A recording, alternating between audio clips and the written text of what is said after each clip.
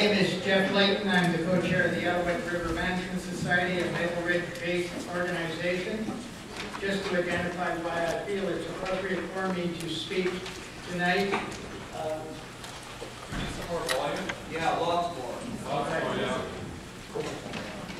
Maybe it'll work if I get closer to the mic. There we go. Yes, in terms of being appropriate to speak here tonight, we were formed in 1994, and in 1995 we came on board to help form the Pitt River Area Watershed Network, because at that time we recognized the Upper Pitt as being threatened, and it did become one of the most endangered watersheds in the province of British Columbia, and that was determined by the Outdoor Recreational Council. At that time, there was a gravel mine application that was being reviewed, and we put a lot of blood, sweat, and tears and equity in order to turn that around.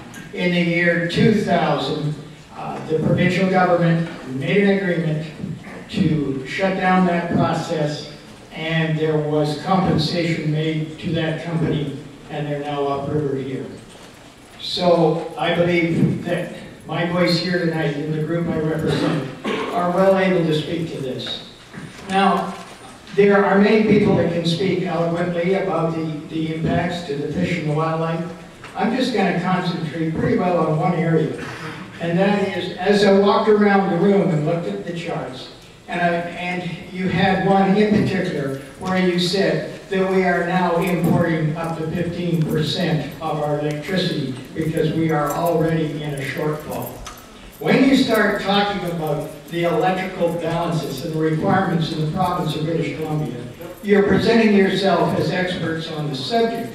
But in actual fact, the people that should be here tonight to speak to that have got their arm shoved right up behind their back. BC Hydro, not allowed to compete. The independent power producers lobbied strenuously for this government to give them free rein, and they have, and you are one of them. That doesn't make you evil, it just is a fact. Now let's talk about that 15% and that shortfall. There are two generators that could go and will go in up at Revelstoke. That's a system that's already in place. Those are transmission lines that are already there. Then there's another one that's going to go in up at Micah. Then there's the biomass.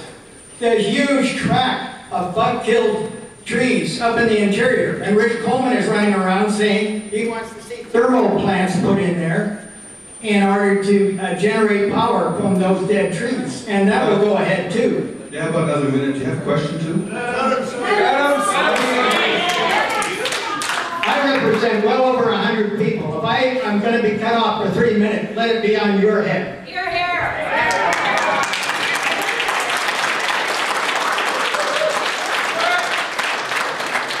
Thank you. So we have biomass. Then we've got Site C. That decision is yet to be made. Then we've got wind generation. Then we've got tidal generation. Don't let people leave this room tonight believing that these Little Runner River projects are our salvation. Now let's go to the controlling body for BC Hydro and their business plan, the BC Utility Commission.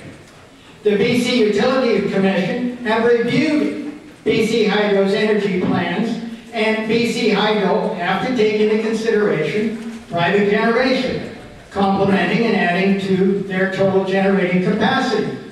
And the BC Utility Commission said they put far too much emphasis on these Little Runner River projects because, number one, they are mostly isolated with transmission lines that may or may not be have maintenance on them by a huge crew like BC Hydro. They're in, like Steve's Creek, at 1,300 meters elevation, subject to ice storms.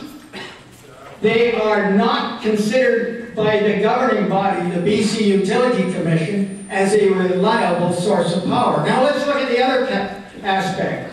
In the winter, December, January, that's when the biggest load factors for electrical energy are in BC.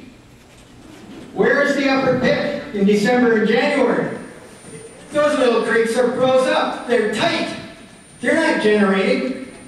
Now, let's look at the other end of the spectrum.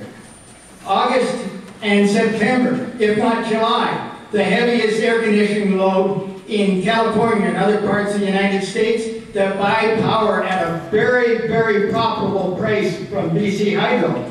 Again, you're not operating. You're being drugged out too.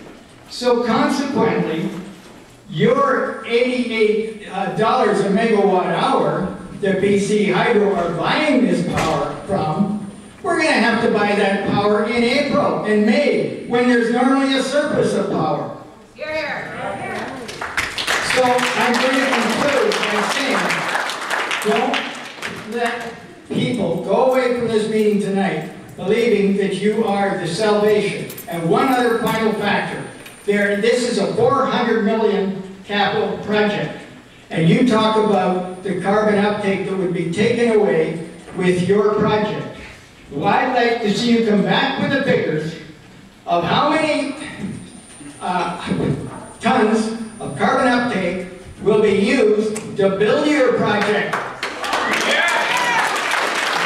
Because that will all be done pretty well by heavy equipment, diesel equipment. Thank you.